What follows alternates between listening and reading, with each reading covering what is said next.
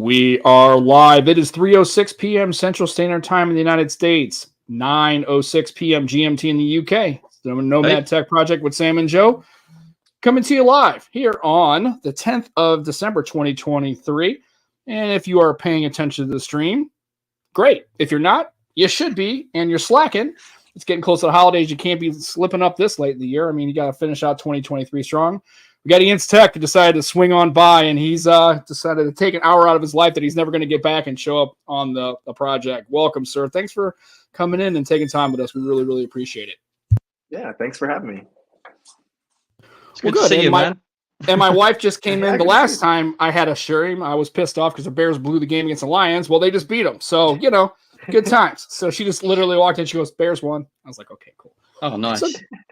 So that's good. Well, again, thanks for stopping by and appreciate it. And so I guess the first question is, we had talked about it before that. I guess you hadn't really known about the project. So what do you do exactly? Content creation, podcasting for folks that may in the chat that may not know you or be aware of you. What do you bring to the table as far as your content creation? I know I've seen a couple things, but I'll let you describe what you got going on. So my channel is probably a little bit all over the place if you saw it. So lately it's been a lot of cases, which may not be the most interesting thing in the world, but for the past couple years I've gotten cases from multiple companies and I just make videos on those. But I'll buy phones here and there. I'm not very consistent, I would say, but I do like to take a look at different phones, laptops, tablets, that kind of thing, and as you saw, mostly cases, but I'm gonna get better with that. I promise I'll get better with that. But oh, that's okay. No, I guess they always talk about consistency, but you probably have I'm assuming that your YouTube channel isn't generating enough money for you to probably have as a full-time YouTuber. So it's hard when you have an actual full-time job and family commitments and other things going on, and it's really hard to carve out a lot of time. Bandwidth gets squeezed. So it's easy when that's all you do. And some people have made that transition from being just kind of a part-time doing it here and there, and then I guess get enough traction where they feel like they want to kind of try to see if they can push to that next level and maybe monetize it and do that. What is the plan with that? Is that something you've ever thought of? I mean, how long have you been doing that? I mean, is it just kind of you're winging it? I mean, what is your kind of, I guess, end goal? There is an end goal. I don't know if there is or not. I mean, honestly, I haven't moved as quickly as other people, and I don't think I've really found the groove that I want to be in. I've been doing this about, I think, almost 4 years now. So it's kind of just stayed a side hustle, kind of a side thing. Like, gotcha. I enjoy it, but I feel like if I did this full time, I might not enjoy it as much. I don't know. You know how you kind of, if you have a hobby you really like and you start doing that as a full-time job, it becomes a job and it's no longer enjoyable. So I haven't really transitioned it to that point. But like my full-time career is in IT support. Also not very exciting, but I'm a nerd, so I enjoy it, and I guess I do pretty okay at it. So and I'm seeing where that goes. But no real full-time for the content creation. That's kind of stayed part-time. Well, that's what happens. I mean, after 4 years, because I mean, again, so I guess people struggle with that, right? I've seen creators like, okay, they try to do content about a specific brand, or they talk about either iPhone because that gets clicks, and so they have to kind of make these adjustments. Like, well, I really don't want to do content about this. However, this is what generates clicks, so that's how I can move my channel. But then when you're in that lane, now you can't transition or pivot, and now you're there, and then you're again. Then it becomes like, and this is, I think, part of the reason why with Joe and I, we're not really kind of just trying to do anything other than just have fun with the channels, because I don't want this to be like where people have a subscription and then they have to pay, and then you have to deliver on that, right? You can't take a week off, and then you have to constantly think about content, and then it starts to kind of not be fun, right? So instead of a side hustle and or a hobby, it starts to kind of be work, and it's like I don't really know if it's worth the investment, at least maybe Joe does. I don't know. We've talked about it. We're okay with this. Doing a simple podcast and being okay with it. So it's a fine line, isn't it? Like, I got lazy and stopped making thumbnails, and I haven't done much in descriptions, which is really lazy. I need to get back on that. But like, that's when it starts becoming more work. Do you know what I mean? It's you want it to be enjoyable. Now, have you always been in IT, Ian, or is that something recently, or I mean, like I guess your career trajectory, has it always been in some kind of IT work, or did you do other stuff before you leveraged it, moved into this role?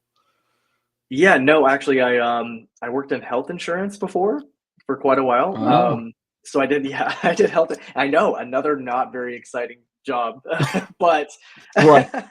but I worked there for almost 16 years, and I got to this point of not to get too deep into it, but I was kind of complacent where I was, and I really was like, you know what, I want to change what I'm doing because I felt like I wasn't really going anywhere with that. So then I switched over to IT support, and that in itself was hard to get into because I'm sure people looked at me and they were like, oh, well, he does insurance. That's not IT.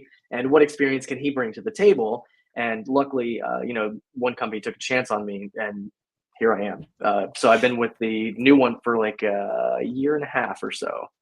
Okay. Well, and I always tell the people, and I think it's hilarious because I think these companies, I understand if you're hiring specific kinds of, like if you're doing Python or you're doing code or you're writing script, I get all that. But if you're doing IT support or whatever, I always tell people, and this is what I always say to the people at work, we're talking about hiring people. I said, hire for a mindset. Right. Hire for somebody who can do the work, who's willing to kind of get in there and learn. And also you maybe want somebody who's new to it, because now you're not getting all those, well, I was an IT support at X company. I did this thing. And this is, they come in. I say, well, here's the thing. Either one, they don't want you there, or two, you didn't want to be there. So it's nice that what you did there. But the other thing too, is nobody who's 17 years old knows how to fly an F-35. Nobody, right? They had to learn how to fly a plane, right? Because they weren't, unless they were flying their dad's crop duster, right? But flying a fifth generation aircraft is not the same as flying your dad's Cessna across a cornfield, Plus, right? Sam, we all know how IT tech support works, right? They always say, have you turned it off and on yet? Right. Did you? Are you sure it's plugged in? Have you rebooted it? Is it? Yeah. Right. What browser are you using? Did you restart the browser? How many? Those kind of things, right? Have you cleared the history? Right. Are you clear your cache and cookies? All right. Let's try from open. Yeah. Well, the funny thing is, and so that's why I always tell these companies is like, if you got somebody who, like in your case, Ian, who's like, okay, 16 years in one industry, if this person's willing to learn and willing to get into it and really looking to develop, that's what you're looking for, right? It's you almost they just got to give you a chance. And so that's why I always make this comment at work where it's like, if I get in here and I get in the door and show what I can do, you'd be surprised. Maybe I could, make it pull it off for you. So, well, I'm glad that's actually working out for you. And then I guess my other question is, where do you live? You sound like you're an American, so I would assume it's the United States, unless it's Canada. Yes. Canada. But it doesn't. You don't have the overall like, hey, bud, how you doing? Hey, don't take off, eh? You don't have that kind of. You don't sound like you're from Manitoba or something. So where are you at currently, and have you lived there long, or what's your life story as far as where you live and where you came from? Born and raised in Florida, so I have been in Florida since I was born, and I'm still here. Good deal. Well, that's cool. So I'm in St. Louis. Been here my whole life. Raised in St. Louis, the one of the most dangerous cities in the United States. Congratulations, St. Louis. Way to go. Keep up the good work as far as crime and murder and general chaos. It's actually a really nice city. There's got a lot of things going for it. It's just it has this reputation for being kind of like dangerous and not a very good downtown situation. But food's pretty good. We got a good music, and what's cool is a lot of stuff in St. Louis is free, which is kind of nice. Like art museum's free, the zoo is free. Right, so it's kind of cool. Awesome. Yeah, it's kind of neat because other places people come, they visit, and they go, "How much is the zoo?" It's like, oh, it's free. We'll just go to the zoo and we got to pay to park. But if we park in Forest Park, you don't have to pay for parking. You just walk, right? They're like, your zoo is free. I go, well, yeah, but the stuff in it, if you want food or exhibits and stuff, but actually getting admission to the zoo costs nothing. They're like, that's awesome though. That's really incredible. Nice. It's like, I pay 200 quid a year for me to go to my local zoo. Oh yeah. Oh, so they have is it like a yearly subscription? Like that's for me, Lauren, and Saoirse, all of us. So that's not bad for a whole family. Yeah. And I guess it's unlimited. You can go as much as you want, right? Yeah. Oh, that's basically cool. Yeah, so it's kind of neat. So yeah, when people come to St. Louis, other than the Emo's Pizza and all the stuff that people hate or love, that just blows them away. Like most of the stuff in St. Louis is free. Like museums and things like that are paid for by tax dollars. So it's kind of cool. So that's cool. Anyway, like I noticed that one of the videos I happened to pull up just before you got started was a Tesla video. So what kind of spurred you to turn into an EV guy? Are you an EV guy? Are you just trying it out? And I mean, what's that like? Because I have my own opinions about it, so we were not going to get into a heated discussion about it. I'm just curious, people who buy them, like how did that start? What kind of scratched that itch, and how has been your experience so far? What you would say? So I mean, the experience so far it's kind of a mixed bag. The funny thing about being on social media, you get to see kind of both ends of it. I think we also get we get way like really, people that absolutely love them and they have to tell you how great they are, and then you have people that are like, no, they're terrible, you shouldn't get them. I'm kind of in the middle because I've just through my experience with it. So I actually I guess what spurned it was I still have my hybrid, but I had a hybrid, and I feel like that's kind of a step towards that. And so I said, you know what, let's go for it. I found one for a good price, and you may know my friends Drew and Michael, but I was talking to them and sent them a screenshot of the one I found. I found a standard range Model 3, and it was like 32,000, and they were like, do it. And I was like, okay. So I did it. Yeah. Just whatever, just spur of the moment kind of thing. And I did it. Now that one was great. I did love it, but it didn't have enough range. So the standard range, and that's the thing that sucks too with a lot of EVs is they're going by the EPA estimate, and you'll never get the EPA estimate. You'll never get it. So the original same thing with an ICE vehicle, right? They always say it's 32 on the highway, but really it's more like 27, 28, and your driving threshold depends. Right? If you're a guy who likes to gun it, you're not going to get the same. Yeah, so it's EPA. Yeah, I figured it was going to be the same kind of shtick with the EV too. Yeah.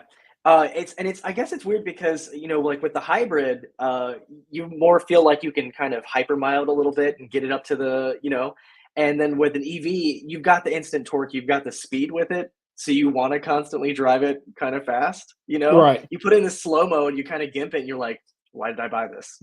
Why did I buy an electric car? I got it for the speed, instant torque, and the, like the Model 3 is a really sporty car. It may not seem like it would be, but it's got really tight steering. It's it's compact, nice and quick and nimble. So like you get in it, you don't want to drive it. You don't want to put it, in slow mode and drive it like that. You want to drive it kind of, its normal sporty way. But the original one I got, the standard range, I think the max I ever got on it was 140 miles or so on a charge, and it just didn't work. And then I went to the Tesla store, and they had a Model 3 long range, and I can't believe I have a second one. I don't know why I did that. Anyway, spur of the moment purchases again. So I got a long range, and I would say if you're driving around town, well, first if you have charging at your house, that makes a big difference, because that right there will lower how much you're spending. And if you're only driving around town or doing kind of short trips, like I would say a 2 to 3 hour trip tops is good. But we took a trip to Virginia for Thanksgiving, and it was kind of awful just because of the added time. And I posted my experience on Twitter because I had Fernando was posting his as well, and I was like, wait, maybe I'll do the same thing, because he did like 1,100 miles, and that was more than I was doing. But I was like, you know what? Let me see. I'll post how my experience goes, and people know how it is. And like the car drives fine. It's a great road trip car. It's comfortable. You can get around easily. You can pass people just fine. But when it comes down to the charging part of it, that's where it's kind of a pain. I never had an issue finding chargers, and I don't mean to get into like a whole spiel about it, but I never had any trouble finding chargers for it. I think that's some concern for some people, is you can't find a charger on drives, but they were everywhere. So you can definitely find them. And then it was just the added time. Right. So I mean, for a 10-hour trip, it turned into 13 plus hours. So and that's why I guess that was it too. Because I guess you have, because I'm starting to see them now at like gas stations, right? They'll have charging stations and those kind of things, but not all of them. One, I guess not all chargers are equal. Two, not all of them are available.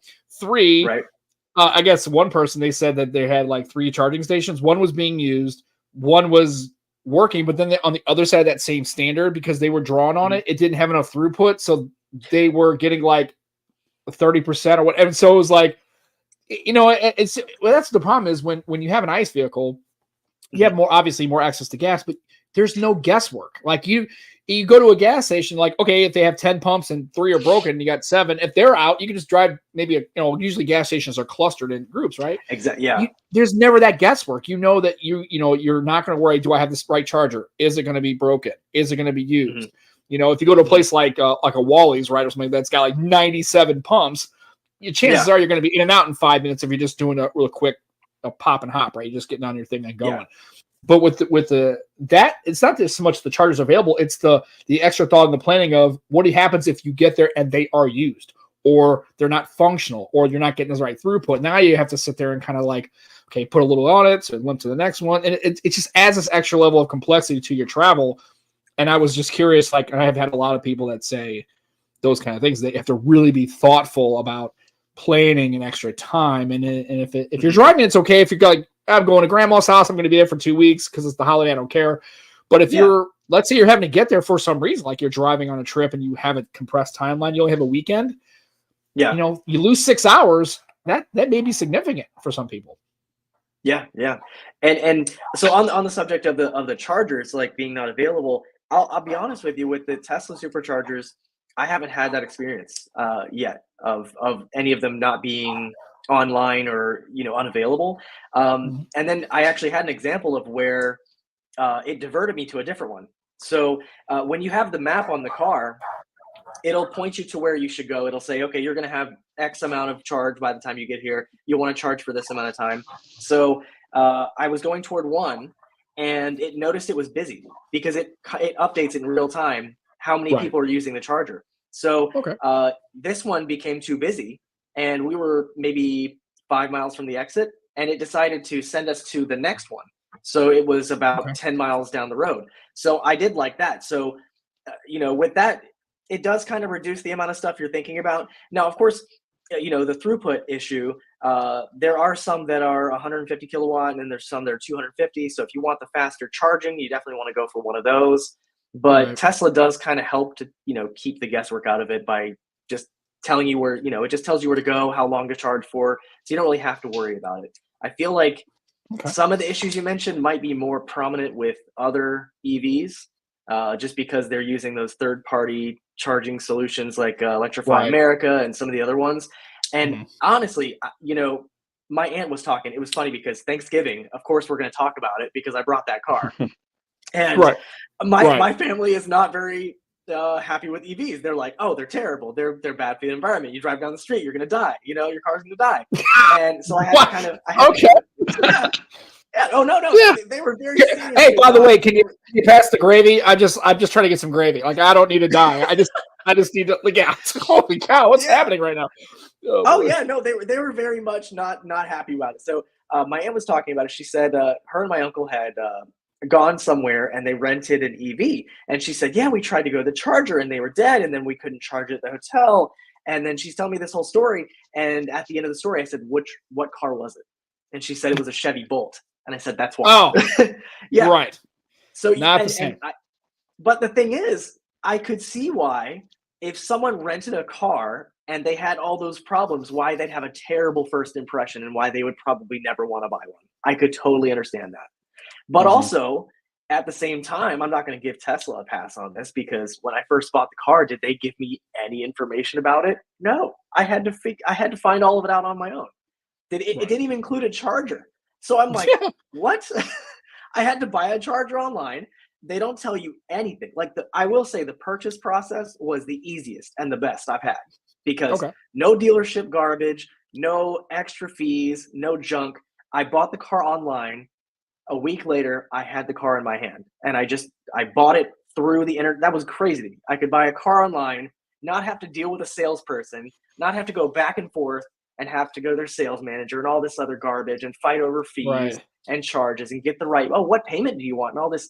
I hope that goes away, honestly. Right. But that purchase process was the best. And that's honestly, I wish it would go to other places. Because if you've ever been to a dealership, which I'm sure you have, how quite a few terrible of an experience it can be. They're going to have you sit there for 2 or 3 hours until you're just broken down to the point you're like, okay, fine, I'll sign it. Yeah. But Ian, one thing I will say is the guy at the showroom would have sold you a charger. Right. Yeah, he would have told you that shit. He would have said, Look "Dude, at you need these to buy a chargers. charger." You got a big charger. There's a smaller Joe, charger. This one's Yeah. got like They had no chargers there. I promise Yeah. you. I asked. They had no chargers. Oh, really? Like, yeah, you have to order online. It was a joke. I was like, so I have to drive Where? myself. Amazon or? No, I had to buy it from Tesla's website and Right. wait Of a course, week for yeah, it to of get course. there. So if Yeah. I were your salesperson and you asked for a charger, I would just hand you an inflated balloon and go just zap.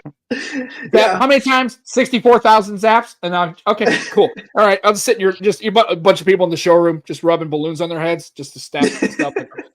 Yeah. So I have my opinions on my thing is more about three things really. Reliability, right? So I don't know really what, replacing parts, because I'm sorry, nothing on that car that breaks is probably going to be a couple $100, right? That you can buy at a junkyard. So it's like, oh, you need a motor, it's like 14 grand. I'm like, sure, no problem. We just fart $14,000 out of my pocket. Sure, no problem, right? Oh, Because yeah. eventually it'll be out of warranty.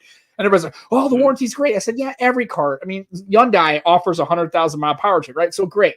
But what happens if your Tesla's at 213, 184? You can get an extended warranty. Well, maybe theirs is better. I don't know. But like I said, so reliability over the long term, right? We don't really know. Yeah. Second thing is charging speed. If I could charge just as fast as an ICE vehicle, that'd be great. I mean, if I can get in and out in maybe 5 to 10 minutes, cool. Like that makes it a lot better. And really, the third thing is going to be just the availability of chargers and like the range, right? So again, the range gets negated if you can charge quickly. That's the beauty of an ICE vehicle, right? Go to a gas station, you might be in 5 minutes, you get a pump, you're good to go, you're on the trip, right? What I always tell people, what would be smart is if you go to the grocery store, you always park in a parking lot, they have like light standards. If they had chargers built into the light standards, so while you're getting groceries, just little micro charges, right? Like you do with your phone almost, right? You plug in, you just walk around, right? You're going to be in the store maybe 25, 30 minutes to get your groceries for the week or whatever. And you go in, while you're there, just kind of boop, plug it right into the standard real quick while you're there. And then you lose a little, maybe it only gives you 30 miles, 40 miles. It's cool. But once the battery technology, charging speed, because I don't think you're going to get much range, right? Because really, what's an ICE vehicle? Yeah. Maybe 400 if so, if you got a normal one. But for a person like me, I mean, I have to drive, 47 miles to work. That's my, commute one day. So, and then I live in a rural area, so nothing is 5 minutes away. It's not an inside the town car. So for me, and a lot of people who live in like Missouri, I don't know about, like Joe doesn't know, but the United States isn't exactly a small place. Missouri is 4 hours from side to side. Yeah. It's small, right? So it's just, if they can overcome those obstacles, then it becomes maybe more also, but I like manual transmissions and I like V8 growl. Sorry, I'm that guy. I mean, the fact that they're making they're going to make the Challenger and they go, okay, we're going to put a gearbox in it. You're not going to put a gearbox in it and a shifter because there's no gears. It's electric motors. We're going to make this sound where it sounds like a V8 and it's going to have this growl. Like, please, let's not do that. Talking of gears, guys, should we shift gear? Because I hate talking about Teslas for too long. All right. Sorry. So, Joe, let's talk about the good stuff. I want to know how your channel came about. Like, what made you think, I'm going to start a YouTube channel? Like, what got you into doing it? It's funny. It's funny when you guys were talking about like the origin. I honestly, I can't even go back to. So I've had my channel for a long time. I've had my channel since 2007.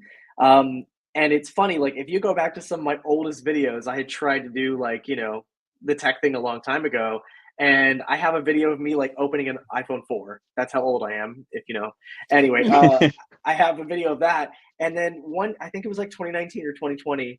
I was like, let me start doing this. And I had like older phones and I was like, let me make some videos on this. And I think that was just where, and the funny thing is, I still want to do that. I still want to just make videos on older phones just because I think that's more interesting to me because you've seen this progression throughout the last, 10, 20 years. And it's amazing how far we've come, just in such a short time.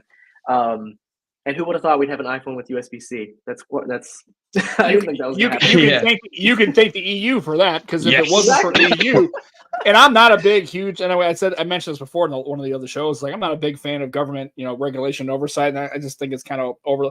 But man, the EU pretty much kicked Apple right in the side of the head. They're like, "Yep, Oh yeah, and yeah." So the USB-C standard on an iPhone, you can absolutely thank the EU, because if it wasn't for their intervention, we would not have it. There's just no way. Of course not. Yeah, and then so thank you EU for getting Apple to kind of bend the knee a bit. I appreciate that. Oh yeah. So Ian, do you like older phones? Do you like revisiting them? Go on, Sam. Sorry. No, I was going to say, so do you? So I guess there's a thing there. So do you think that is it because you think maybe old people have older phones, or are people more nostalgic and they just kind of like, oh yeah, I remember when I had a such and such, an HTC whatever, an M8, or I had an old iPhone 6 that I really liked. I'm just kind of like nostalgic about it, or do you think maybe people still might be rocking those phones, or maybe not old, but like the S10, S9 kind of stuff? Like, I'm curious what the angle is on that, because I think it's a good idea. Actually. Yeah, what's funny is I think more so for the nostalgic part of it. But the funny thing is, I've learned that there are people out there that are still using, phones like. So I'm also in the Navy Reserve. So okay, cool. I had a couple people in my unit, and one thing I was curious about, I just asked people. I said, "What phone do you use?" Because just out of curiosity, I feel bad because I'm like using the latest and greatest. But I was curious what everybody else used, and I had people in there. Someone had an S10, someone had an S9. A lot of S10s about, Two people with an iPhone 7. I was shocked because I thought it was an SE. I said, "Hey, what are you using?" He says, "Oh yeah, I have an iPhone 7. I got it in 2017, and I'm still using it." I'm like, "What? What's happening right now?" Well, also, I had a coworker that was using an S8 Active still. I mean, she's like, it's getting a little old though. I said, you think so? It's getting a little dodgy. I'm like, I can imagine, but she loved it. I charge it every hour. But the funny thing about the Active is I actually bought the S6 Active and an S7 Active, and I made a video on that, and people love those because she loved it. Of them. Well, yeah, because then she did a case, and it was like, and she just liked the way, she just liked the ergonomics of it. It was a little chunky, but she said once she got used to it, she was mad when I told her that Samsung is not making the Actives anymore, because she was looking to upgrade that phone to something maybe like an S10 Active, and I was like, well, they aren't doing that. She's like, that sucks, man. I love that phone. I go, yeah, people who have those Actives really, really enjoyed them. Oh yeah, and it was funny. I got comments and people saying, "Hey, what do you recommend? What is something newer that I can get now?" And sadly enough, Samsung was the only one making an active type of rugged phone that had flagship specs. And it's a very small niche, but I honestly think Samsung should do it again, because now the only thing they make is kind of like a mid-range that's a rugged phone.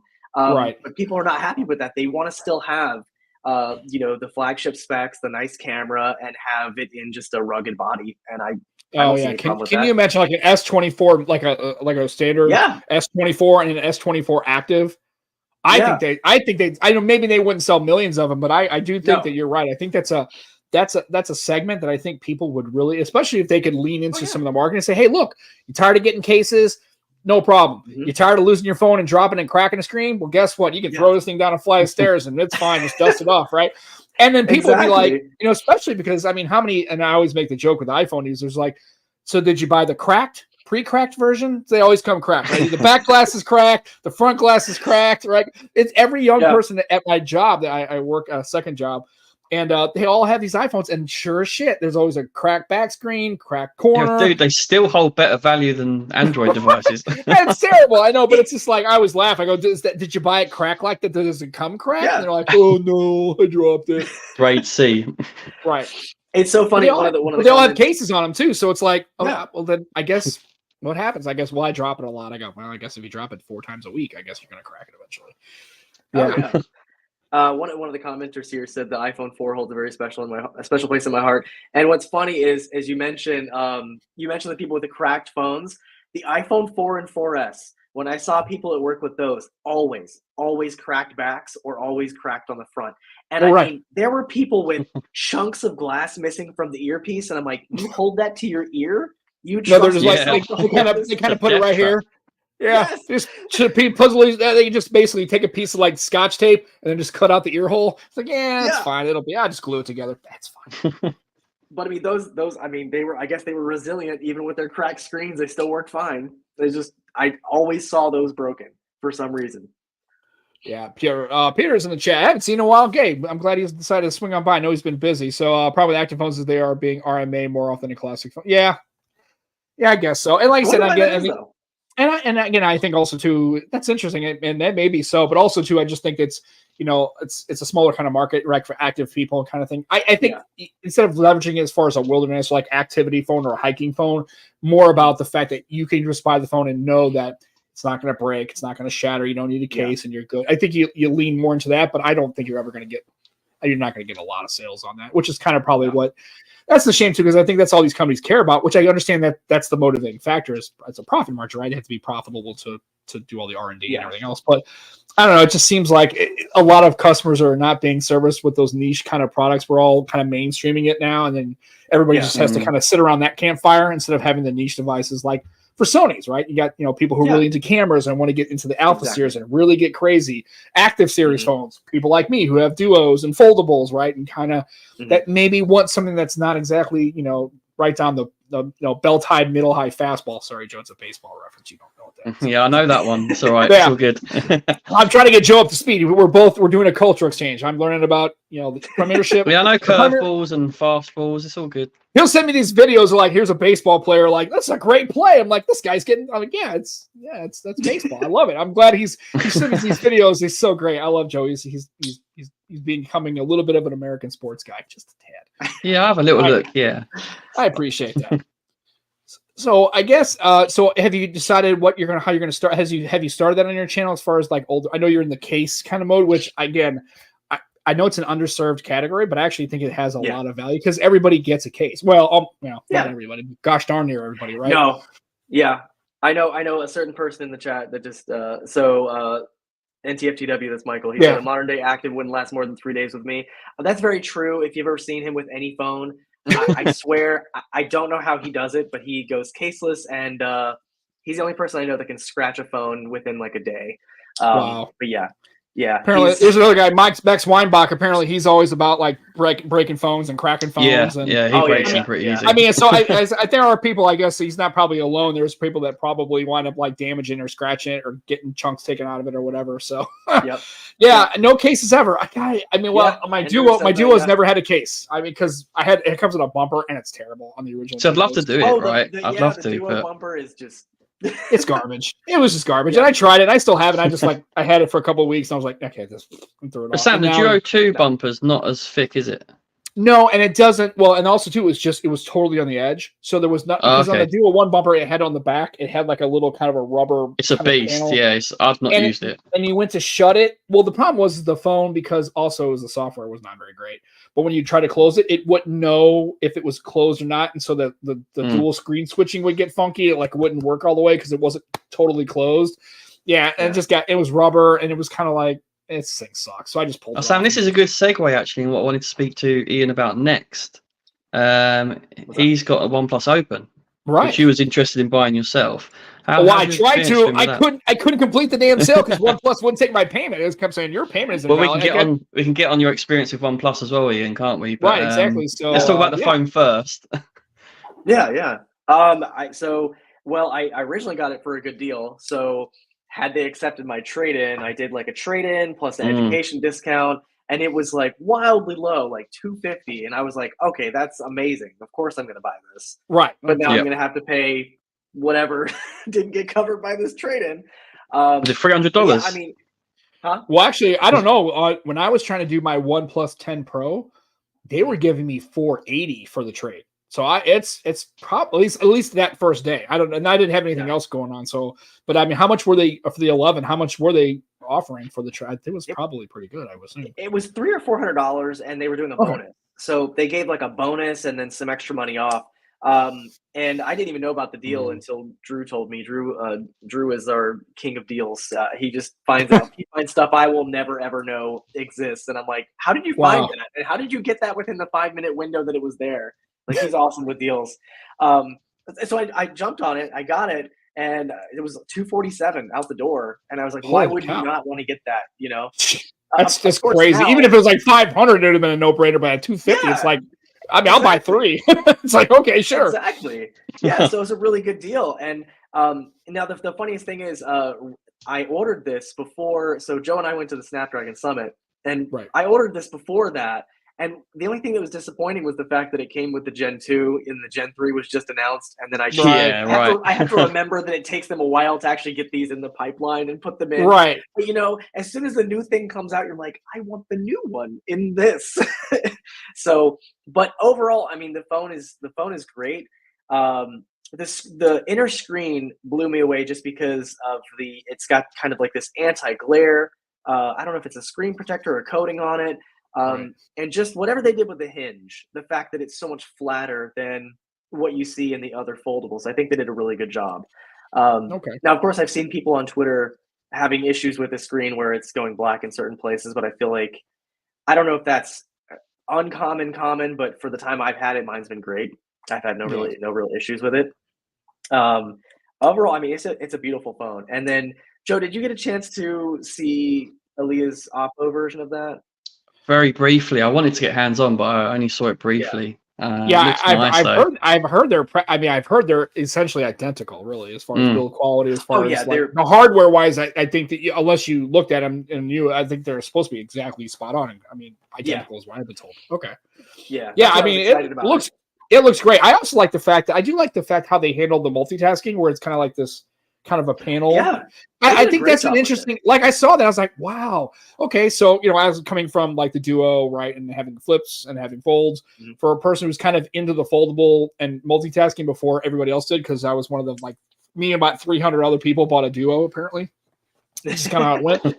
But I liked how they did it. How has that been? I mean, from just looking at like how people are using that, it looked pretty like a kind of a unique way of doing multitasking. In practice, does it work for you? Does it not work for you? Like, I was just curious. I saw that and I was curious, somebody who's actually used the phone. How does that actually work in practice, and is actually usability wise? I mean, it works pretty well. I haven't really had any issue with it, but I mean, I only usually do like two apps side by side, so I don't really do like 3 or 4 or anything like that. So, but for my usage, I mean, if I want to have 2 things open at the same time, I will. But I guess I just usually, when I'm using it, if I want to see something bigger, I'll just have one app open on the main screen. But really, just 2 apps. But I mean, it's intuitive. It works well. I haven't really had any issues with it, but it's pretty good. Cool. And so is this your first foray into the foldables? Did you have any flips or folds, or was this your first one? I guess I'm curious. Is this your first foldable? So no. So this will be. So I did try out a Z Fold 2. That's the last one I really had some time with, and I was really impressed with that. But I didn't have enough time. I didn't actually like have it for enough time to actually like use it, as a daily. Gotcha. But the other foldables I have, so the Z Flip 5, I did buy one of those, and then I actually had that during the summit, and I was actually really pleased with that, and I see why people like it. He said it's a lot better than the Pixel Fold 5, and like better than the Duos. Yeah, and I don't know, and I guess I have to try them out. I don't want to dismiss any of the other ones before I actually try it and see the differences between them. But I mean, from my impression of having it for the past month or so, I think it's a great phone. The Open is awesome, and the camera's actually pretty good. I was pretty impressed with that too. I feel like Samsung still has the upper hand when it comes to like cameras. I know Pixel, obviously, they're really good with their cameras as well. But like the Z Flip 5 definitely was one of my favorites out of these. You seem to enjoy it in Hawaii. Oh yeah, it was great. Yeah. I couldn't believe it. The only thing, the battery life is trash. It's absolute garbage. I have I just bought a Razor Plus recently, and that's the only thing I can really say about it is it's well, also when I open it up, it doesn't feel as smooth. You can tell like the hinge has definitely got some, I don't want to say creaky because that's really not an appropriate way to describe it. But it definitely doesn't feel as smooth as like the Flip 5. I love Moto and I like their UI. But yeah, I agree that the battery life is pretty. It's again, it's never been a problem for me because I'm always access to a charger and I'm okay with that. But yeah. If you're gonna try to pound that thing pretty hard as far as usage and you're like taking pictures and you're gonna smoke that battery pretty quick. It's not great. It was not. So, I mean, for example, when the second day that Joe and I were at the summit, I was using that to tweet and take pictures and stuff of all the slides and everything. And I was going pretty hard on it. I killed that thing in 3 hours. So it was, it did not like that. But I mean, the good thing was it maintained the performance. It kept the performance the whole time. Yeah. The camera. I just the things I wish. I guess it's something that probably won't happen again. But some people talk about they want the compact phones, and the more and more I use smaller phones, the more I miss having a smaller device because it's so much more pocketable. You don't have this big Pro Max or 7-inch device in your pocket, and the thing that sucks about it is you're not going to have the best cameras. You're not going to have the best battery. You're compromising just to have that smaller form factor. Yeah, right. And that's the problem too. Is it's always that they don't compromise. Offer. It's the compromise part that really. And I realize there has to be obviously it's a smaller form factor. You can't have the same size battery. But I think when it comes to the camera module, unless the camera module is so much more big in the chassis that it won't fit, I don't really think you should have to compromise as much as you are now. I think it just seems like it's really just a kick in the gut, really, as far as because I figured, well, if you want a smaller phone, you don't really care about having the best and the greatest. So you'll be fine with it. I think that's the attitude, and I just don't think that's the approach. I think it's a bad look. So that's the thing for me, though. I want companies to sort of start looking at efficiency of chipsets and battery tech. That's what I want them to start looking at, but they still continue with the actual cameras. Right, and then you guys got hands on the Gen 3, so I guess the phones are now starting to roll out, right? We saw I guess their other phones are coming out. I guess the iQOO is the first really one that's coming out. So that's pretty cool, that one, actually. Yeah, I mean, and again, for if you're in the UK or the Europe or in Asia, that's an option for you, right? But I mean, you can't go and buy an iQOO. And I mean, it's like, you know what I mean? For Americans, it really and somebody had made, and I think Jason W had asked a question. I really didn't answer it properly. He's asking, like, is Samsung and Google trying to stop Chinese phones from being in the US marketplace? And I said, no, what's stopping those is Apple, because I'm telling you, look at your next 15 to 24-year-olds. Those are your next consumers. None of them are using Android. None. Yep. I mean, damn near zero. It's like 8 out of 10, 85%. It's and I understand what's coming from, but again, it's one of those things that I don't think it's, and also, Huawei's in a different boat because they're on the entity list. So that's just a whole different bag altogether. Oppo, Xiaomi, all those companies aren't. Huawei's literally on an entity list. So they're screwed all the way from the jump. But I don't think it's Google and Samsung. Obviously, they don't want them to be popular. I think it's just most Americans are switching to iOS. Dominating. They're going to iOS. It's just going to happen. And in 10 years, it's going to be worse. It's going to be over 70 probably. So, how do you feel about that? I mean, it looks like you have. Those looks like those Apple AirPods Max. Yeah, AirPods Max. Yeah, it's fine. And no, and we don't care. We're gonna hate on anybody here. We love everything as long as you're using tech. We're good with it. But I mean, how do you feel about that as maybe a person who not only is a contract creator, but maybe bridges the gap between using Android and iOS and sees the benefits more than a regular person would? How do you feel about what's at least in the US market, what it looks like is coming down the pipe as far as trajectory? I really think that, I mean, you're spot on with it. I think what's happening is that, we come from a generation where before all these smartphones, we had plenty of choice. There were a bunch of brands out there, and everybody would just go with what worked for them. You would go for whatever worked for you. And then now you're kind of at the point where we only have two major operating systems. You have iOS and you have Android. That's it. Windows Phone is gone with the wind, and nobody's tried to make anything new in the past, however many years. Right. And so we're kind of, and then the other thing that I think is happening is that we're having kids, and those kids are being exposed to the first phone that maybe their parents had. And then if their parents give them that phone, then they're going to go, oh, that's what I like. That works for me. And then they get them stuck in the ecosystem. The ecosystem, I think, is really what's getting it. When you start in the Apple ecosystem, it's hard to get out. You get the MacBook, you get the iPhone, you get the AirPods, and they all work together seamlessly. Everything is great. And I think that's one thing Snapdragon's trying to improve, which is great. That we learned about Snapdragon Seamless and a couple of other things. And I think that those improvements with the new chips will definitely make a difference, because if you can get something to work, if you can get multiple devices that are different, laptop, phone, headphones, what have you, working together, and it's something that you don't have to pay attention to, people will be more, not to say we're lazy. We want things to work. We don't want to have to go into the Bluetooth settings and change your headphones, or I have to repair them because they're not connecting. Whatever. You want it to just work. You want to just people are scared to go in settings. Device. People are actually scared to go in their settings.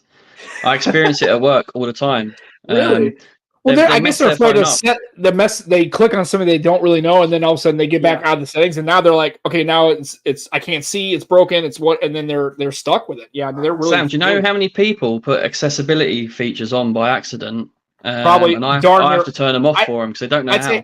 Probably half. I would think half the people probably do. I mean, as far as so many people. And I also think too is and to your point, and I agree 100% with the ecosystem and everything else, but I think there's also a social component and actually a peer pressure component now that is now which is I think is just it's great marketing by Apple, but as you can see now it's not just ecosystem, because I don't think everybody who's in high school is going, yeah, man, my ecosystem's great, and I can just they're thinking, oh, you're blue bubble, green bubble, you have an iPhone, you're a peasant, right? It's the stigma. It's become now stigmatized that if you have Beeper got shut down, right? And then I tried that, and everybody's like, "Why would you pay $2 a month?" I said, "Because my wife." Well, first of all, I didn't tell her it happened. I saw the Beeper Mini. I was on my camping trip. And I was like, "Oh, that's kind of cool." I was reading Twitter, and I clicked on it, and I installed it, and she goes, "Did you take your bank?" Because my bank device is an iPhone. I said no. She was like, "Why do I see blue bubbles?" I was like, "Well." Because, and I told her, and she's like, "That's cool." And of course, and I said, but then I was reading, it's like, "Oh, it's a Python exploit." I'm like, "Oh, well, they're going to shut that shit down in a heartbeat. They're going to stop." Oh yeah, yeah. Right. It's just like it's just like when on Windows Phone, remember, we used to have Rudy Wynn. We used to do like 3Snap and you had all those like third party clients for Snapchat and everything, and Instagram, 3Tag, and they basically shut down any API third party shit. I'm like, it's the same thing. I was like, oh, as soon as Apple finds out they're using a Python exploit, they're going to fucking shut it down. I think Beeper's been going on for a long time though. It's just all of a sudden got popular. I think it was the Mini. The Mini is what kind of got it the traction, and then Apple said, "Oh well." And now somebody said that they're using a Python exploit to access. I'm like, iOS is going to Apple's going to patch that in a heartbeat. And so I told her, I said, "Well, of course, go ahead and change back to SMS, and I'm just going to that was great, nice knowing you." Well, what does that prove though? What does that prove from Apple? Well, what does that make you think? Yeah, I'm curious what Ian thinks, because I have my own opinion, but I'm curious. Let's let our guest decide. That was probably a big security issue on their end that they shouldn't have had open in the first place. But but hey, everybody, they're so secure. So that was on their end. But the funny thing is, I mean, I don't know if people on Android really want to use iMessage just because it's there. But the fact that everybody on iPhone and just the experience is so different between the two, I think that people want it to be the same. And I hopefully when RCS comes on board with iOS 18. That will change some things a little bit. Hopefully that'll make things a lot better. I don't know that will convince people to go to Android. But I feel like it is really a sticking point. iMessage is really a sticking point for people. And it is, and like you said, like the stigma, I think it's crazy that people just believe that they're above somebody because of the phone that they have. That's wild to me. But I mean, high school, I expect it. People in high school, we all got bullied in school. I'm pretty especially sure when you say that at one point. Right, exactly. Especially if you say, "Look, I've got this foldable that costs a lot more than your Pro Max." Exactly. Oh, but it doesn't have iMessage, so you're a peasant. But it's a higher end phone. Yeah, exactly. Right, that goes to show you that they really don't care the fact that it has a different functionality. It really doesn't matter. It's because again, it's literally it's been programming is not right, but it's been kind of like it's become kind of a thing where it's like, hey, if you have an iPhone, and I mean, I look at work. You have an iPhone, you're cool. Right. It's become you're the in crowd, right? It's like the kid who had almost like you had like, and I'm old, so this is going to be an old reference, but Swatch watches, right? When I was a kid, when I was in school, they had Swatch, right? Everybody had a Swatch. And of course, my mom's like, I'm not spending $85 for a watch. You're fucking crazy, especially for, I got an $8 Casio, right? Because it's cool. Yeah. And then they had little calculator, so I thought I was cool because I could have a calculator on my phone, but I didn't have a Swatch watch. And everybody made fun of me because it's like, well, you don't have a Swatch watch and you don't have, it's like, no, my mom doesn't want to spend $85 on a phone, a watch. It tells time, but this one's got like a calculator. Like, but who gives a shit? It's not cool. Casio could do loads more, but it wasn't a Swatch. it didn't matter that it could do much more, and that's the same. It's analogous to what we have now. Kids that have iPhones don't care that it has. You can ready for and DeX, and you can foldable, and you can have a tablet. They don't give a shit about none of that. They wouldn't use it anyway.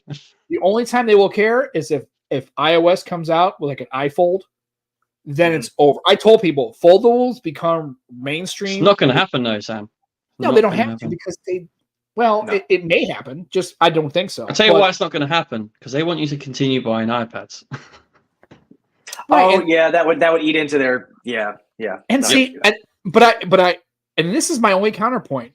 If it were Android, I would agree. This is Apple. They buy every Apple thing, even if it overlaps. It doesn't Maybe. matter if it overlaps. You got AirPods, you got earbuds, you got the iMac, you got the iPad, you got the. It doesn't matter if they're told you don't have to carry your big ass iPad. No, that's. I'm telling you, if Cupertino tells them that this is what we're doing, this is what we're doing, because you're trapped now. And see, that's the beauty. Yeah. That's the beauty and the curse of it, right?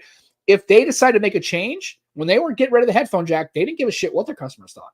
We're done with the headphone jack. You're going to. And that's a good point, Sam. The trapped thing, and that's what I get from the whole beeper thing as well. They don't want open messaging. They don't want it. No.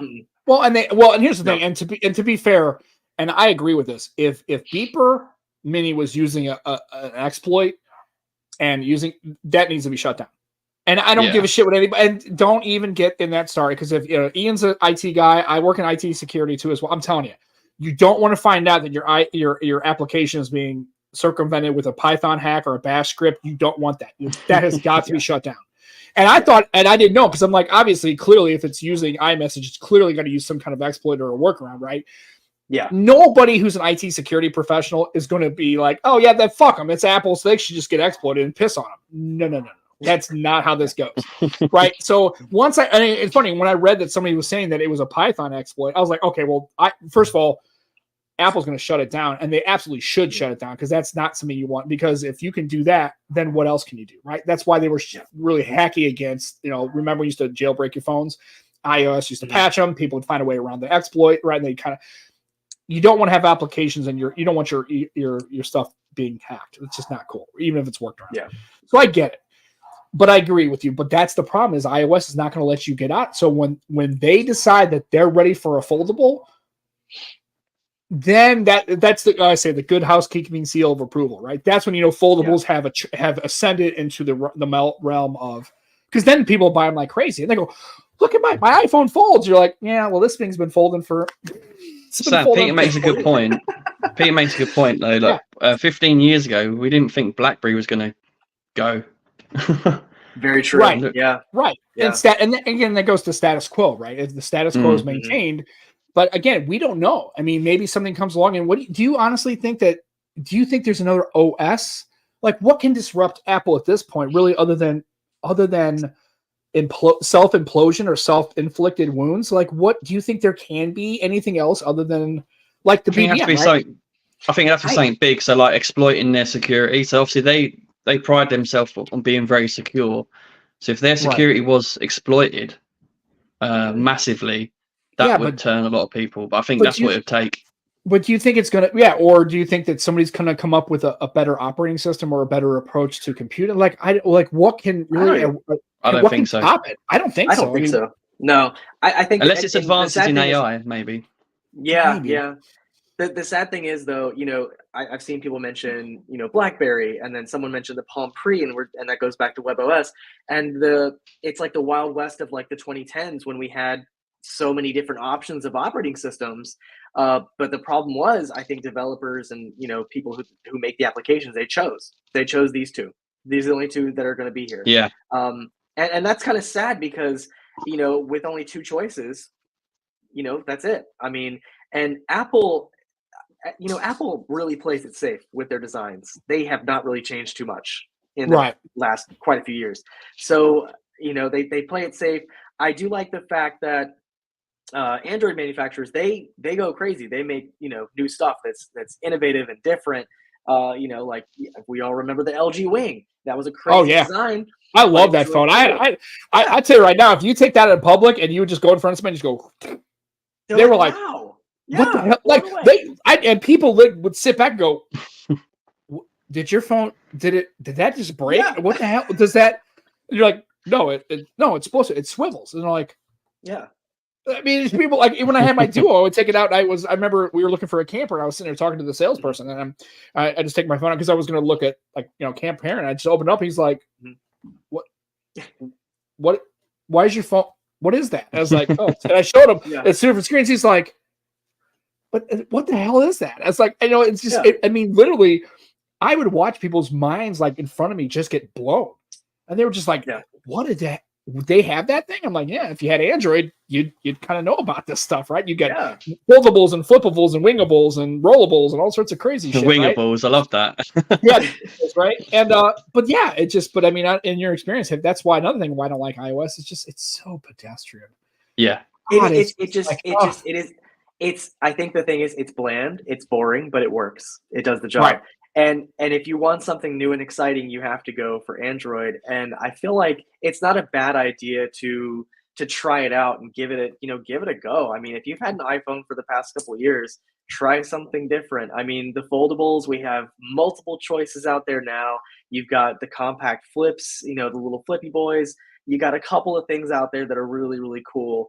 And the techie nerd part of me just loves all that stuff. That's, I think, And I know that I like both, but I don't want people to think that I'm just like biased toward one or the other. But another thing, I'm stuck in this ecosystem too. So but that doesn't mean I'm not going to use other stuff. I use other stuff all the time, and I'm going to keep doing that. So. And I think that's that's the only thing I tell people is with all this stuff is I understand that you have a workflow that works, but have an open mind because you may stumble across something that you might find that works better for you or differently. Exactly. That's all I tell people. And it seems like on the Android side of the fence, most Android people, because there's so many different OEMs and different kinds of approaches, and they may have used a Windows phone at a time or a Palm phone or a Palm OS or a BlackBerry, they're okay with like, hey man, like I'm okay with if it's a different approach and it can get it to work, fuck it, let's go. Right. But that other side of the fence, that mindset has now become so pervasive that it's not just the device, it's not just your workflow, it's literally identifies with you, and changing is just not possible. It's not because it doesn't work right; it's because they're not even open to it. They're actively hostile towards it. I'm like, that's just and I understand that that's how people are. I know they're tribal. However, it's just again. It's both sides are not equal on that. Like both sides don't act in the same way. It's a lot harder to get iOS people to switch to Android, even if it's a superior product or workflow. Mm-hmm. Yeah, it goes both ways. Go ahead, Joe. It goes both ways. I always say that I'm an Android guy, but I hadn't tried an iPhone for a long, long time. So I got one for my work phone now, and it's confirmed that I'm an Android guy. But I'm actually trying it now. Like you have to try it to actually have a proper opinion. Right. So, and I think Ian, I think you're in the right. I think we're in like company because I think we're both. We've used iOS, and some people are a little bit more deeper in the weeds than we are, and they realize they are, but they're also open to open experiences, and they don't want to play both sides. Like, hey, if you find tech that works and you're okay with an iPhone and that works for you, and you just want to get the next iPhone, that's cool. Just realize that this isn't the only thing out there, and some point, if you want to go with what works and that's it, hey man, some people just want a car, they just want to get back and forth to work, they don't care about, they just want a Honda Civic and they just want to drive Civics because they like Civics. They don't care about all the fancy dancy stuff, right? And then there's people like us who can appreciate, and then you have the partisans, the fanatics, people like it's only Android and iOS sucks, and you're just, if you had an iPhone, you're just you're stupid and you're an idiot. And then the opposite side of that, like if you have an Android, you're a peasant, you're basic. Don't be a fanboy. Yeah, don't be a to anyone. You don't owe any brand anything. Right. Yeah. And so, that's curious. That I think it's a good approach. I think you like that's why we be open-minded. Yeah, absolutely. Yeah, exactly. And one other thing I was just going to say, just like we were talking previously about like the Tesla and EVs, I think that with phones too, if someone gets a bad first impression of a device, that can ruin it for the rest of them. So I would say too, if you've tried an Android device in the past and you had a bad experience, try something different, give it another chance, because from 5 years ago, even, things have changed quite a bit in that time. And I think that's the perk of technology. Things change, things improve, things get better. And then of course you've seen all the innovation that there is out there. There's plenty of, There's a lot of stuff out there. And Drew just parrots your point. He said, if you're comparing to the Android of 2008, trust me, this isn't your mom and dad's Android, right? It's gotten a lot better. Is it better enough to make you switch? No, but maybe it's enough that. But if you're living on that bad experience and you're living in that 2008, 2010, Android wasn't very good, and neither was iOS. Does anybody remember 3GS? Open that fucking thing up and try to use that miserable ass thing. Pretty sure the 3GS didn't have an app store, right? The original iPhone didn't have an app store, right? Clearly, we've improved, right? And so people don't remember. People don't remember those things. Like the 3GS MMS was not on until iOS or iPhone OS 3. Right. The App Store came on the second iPhone. I mean, the iPhone was missing quite a few things when it came out. And then, Android, when it came out, it was pretty fully featured for it being a new operating system. It had quite a few things, but people kind of forget the history of how Apple did things. They waited. And then, do we not remember when iPod Touches, you had to pay $10 for an OS update? What kind of craziness was that? That's right. And it's funny how that time heals all wounds, right? We kind of forget as things kind of progress and like, I did, and then you tell people they're like, oh yeah, well I don't care that like it's like it doesn't matter if you're spitting facts or you're talking truth. It's okay because we don't care about that, right? It just it's for those users it just it works for them, and again. I'm not trying to proselytize that. Like if you have an iPhone and it works for you, great. And then if you want to give it to your kids and they use an iPhone, great. But it's just funny because nobody's going to use an iPhone and I'm going to go, well, that's wild, right? But anytime I use the Duo or the Fold or the Flip and you had it in front of them, watch people's reaction who don't understand that's a thing, and just watch them. They'll look like you're from another planet. Like they'll think you're from some part in the future. Like, what? Did you just fold Flip in half? I go, yeah, it does. Well, why would you want that? And then when you show them, well, I could do this and I can show you real quick, like 30 seconds, right? I can click on this and I can drag this over and I can just make app pairs and boom, they're like, that's just incredible. Like, wow, that's cool. Like I could, and then funny, they'll acknowledge they could use that. Like I could really see myself using it. And then they say, if Apple ever makes one, then I'll try it. That's usually the next step.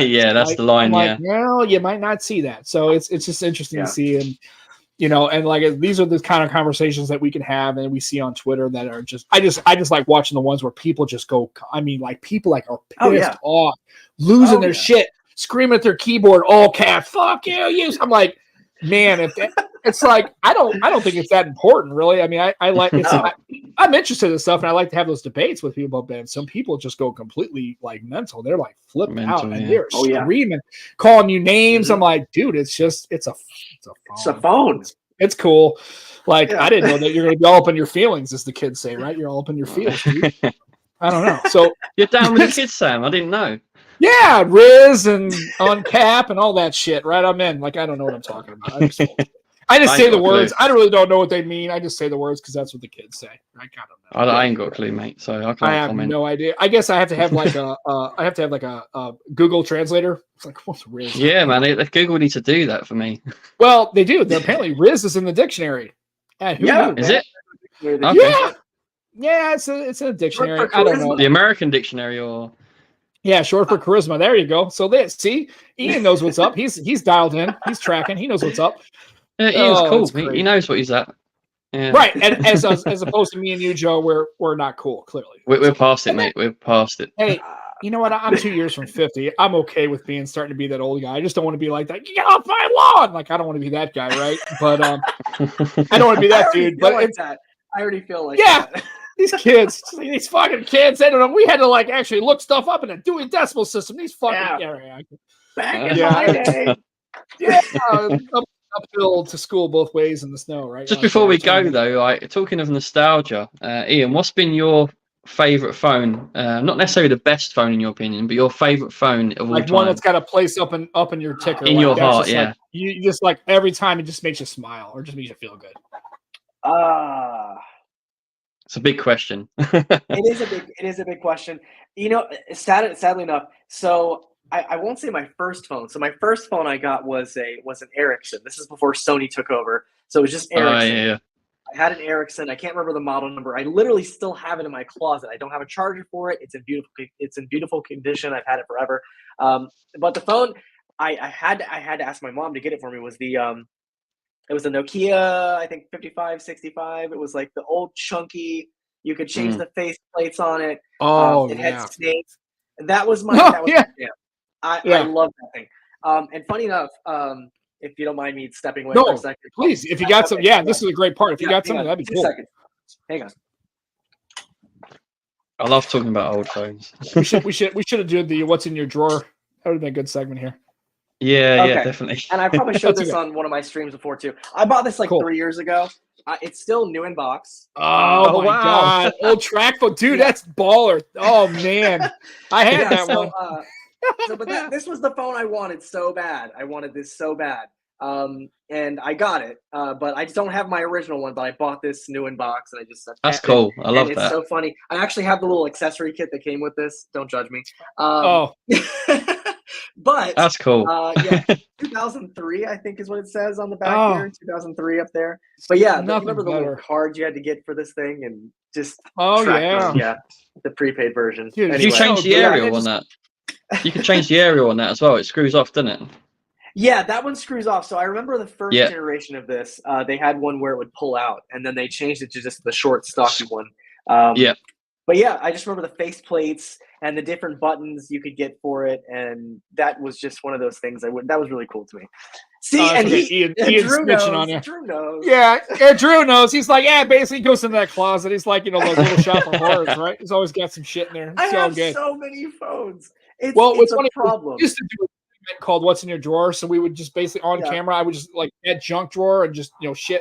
I just pull out the drawer, and go, "What's in this drawer?" And I got this, and actually, I do it because it's kind of cathartic. Because then I remember, I stuck this in there 6 months ago. Oh shit, okay, whatever. So that's okay. You've got a closet. We have a drawer. So any good tech person's going to have a repository of old tech and wires and stuff they just threw in there, and they know if they ever needed. So. And the cables, and it's so funny. They had the meme of that you're going to collect cables, whenever. And I started collecting cables, and I have them all with little labels and everything. I'm like, HDMI cables, charging cables, whatever. I have cables. Do I ever use them? No, they're just there. They're just stuck on your cable guy. And of course, Drew has to touch me right here on the ticker, right? The Windows limit. Dude, I still have my 1520, and I'm never letting that. And even if it dies and doesn't come on anymore, I'm still keeping the chassis. I need to get one. I need to try one. Dude, I missed out. I had so much fun with that Windows phone, and it was back in the day. I had the Hulk green one, and that was the day when all the phones were still 4.7, and maybe it was 5 inches at the biggest. And you got this big ass polycarbonate phone. People are like, Jesus Christ, that's the biggest phone I've ever seen, and it was just huge, right? And I just remember walking around and thinking, I thought it was such a baller, and I just loved Windows. I still to this day. The thing that blew me away about Windows Phone was just how well it ran on low end hardware. Microsoft did a great job with that. I have 1 or 2 Windows phones, and one of them is just this maybe dual core phone that has 2 or 3 gigs of RAM, and it runs super smooth. It's just maybe not even that much RAM, probably less than that. But it's probably less, so smooth. Yeah, but I thought one of the phones had 512 meg. It wasn't even a full gig of RAM. It was it might have been one of the 400 series phones. But it was great because if you had an old a 435 and just a little plastic back, you bought it a track. It was like a track phone basically. It was a little pay as you go. It might have been $80, and you just throw it in there, and it's it fired right up. And then it was a little slow, but it actually was totally usable. And I just remember, it was so good. It was a very fluid OS. It was a very fluid OS.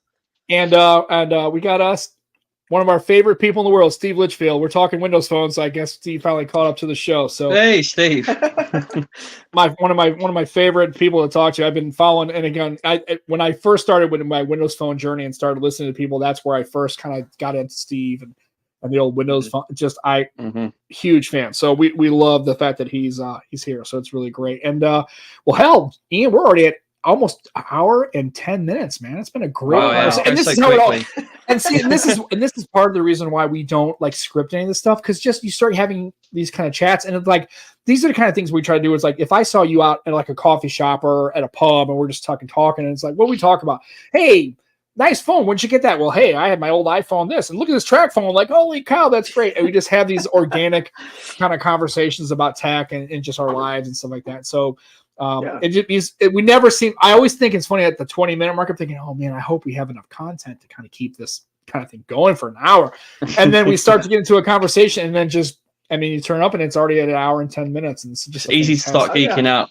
Easy. Oh, absolutely. Oh, yeah. Absolutely. So again, this is kind of where we start to kind of just wind down the show. But please, it's been such an honor to have you on. Like I've seen you in the chat. I've seen a little bit of your content, and then Joe's like, "Hey, Ian's coming on." I'm like, "Oh, that's gonna be great," because it's just a newer person that we don't really have a lot of exposure to, and hopefully, you hadn't listened to much of the show beforehand, so hopefully you become a fan and maybe follow along and all this. Sure. Like we said, for all our guests, we'd love to have you on at some point and have another conversation because Florida, we have food and we have like sports, and we didn't even get into any of those kind of conversations, right? And that's what we try to do, is have a more well-rounded conversation. And if you have the time, you're always welcome to come back on. We'd love to have you to talk more about this. Thank you so much for having me. I appreciate it. Oh, it's our pleasure. Absolutely. Before we go though, Ian, where can everyone catch you online? So my channel is Ian's Tech. Yeah, my channel is Ian's Tech. YouTube.com/Ian's Tech. It should take you there, I'm pretty sure. And then Ian's Tech YT on Twitter is usually where I'm at. And then I have all the other socials, but Twitter is kind of the main. Or we call it Twix. The problem is, I thought about this the other day, is there's a candy in the United States called Twix. Yes. Yeah. So I'm in the UK as well. Okay, so I'm thinking about we should go like Twitter X, so Twex, but I don't think it hits right. But I just don't want to get a copyright. Let's stick with the Twix. It's all right. I can't call it X anymore. This is too weird. and that's what that's what Steve was saying too. Is like we came up with the Twix thing, and it's just like I just can't call it X, but it's not Twitter, but it's not X. It's just kind of in the middle, and it's just stick with Twix. I like Twix. Yeah, let's just go with Twix. So we'll make sure that we'll put the Twix link, and we'll also put your YouTube link in the show notes, just so that way we can drive some. Now, granted, we're not exactly reaching out, across the stratosphere as far as reach, right? Kind of a limited group. But hey, if anybody else can maybe drive your channel, and like I said, anything we can do to help ever. And Ian, all that matters is there's some pretty cool people in the chat there. So there are fantastic human beings in the chat, and also like trying to go back and forth and look at everybody's and. Oh yeah, I don't think we ever get this many comments when I do my stream. So. Yeah, we have a very lively community. Like I said, like Peter's in the chat and Barry and all of them and Drew, and we have all. I mean, it's a great chat, and that's why we like to try to make sure that we it's just a one big happy community. We all like to talk and just like run up. And we have actually started a MeWe. We have a MeWe group. Yeah, and that's more of a UK thing. And it's like a social. It's more of a UK thing, or maybe a European thing. I don't. Most Americans won't know. So I'm in the MeWe group called PSC, what Steve has. Right. So I thought let's try and do a similar thing. It's a very, very good. Honestly, check it out, MeWe. Yeah, and check out PSC actually, Phone Show Chat. If you're looking for another podcast to listen to, check that out. Okay. And also, just make sure if you haven't bookmarked the Nomad Tech Project, our YouTube channel, and Lenny's in the chat. He does a great show. He does a great job. Yeah, we do all sorts of stuff. So again, it's one of those things that anything we can do to help drive some exposure to your channel. And like I said, anytime you have a few minutes of your time, we would love to have you on.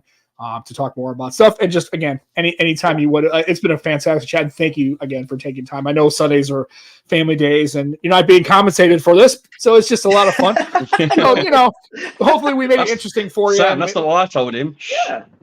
Okay, well, if you're going to give him a couple of quid on the side, that's cool. But we're not that kind of group. So the fact that people want to take some of their time and come on with us is fantastic, and we had a really great time. And thank you so much for your time as well. Yeah, all right. Time. I had a great time. Joe, for your Deadpool sweatshirt and I don't know what this is. And for Ian's Tech, thanks for joining us on the Nomad Tech Project. I'll get the show posted later this afternoon. And again, enjoy your tech. Stay hydrated, because I know Jimmy's going to say something. And I haven't seen Aditya, so hopefully the doctor comes in and again. And also remember, be excellent to each other. And we'll be back next Sunday with another great episode of the Nomad Tech Project with Sam and Joe. As always, we'll see you guys. Have a good week. Take care of yourselves, and we'll see you soon. Bye, everybody. Merry Christmas.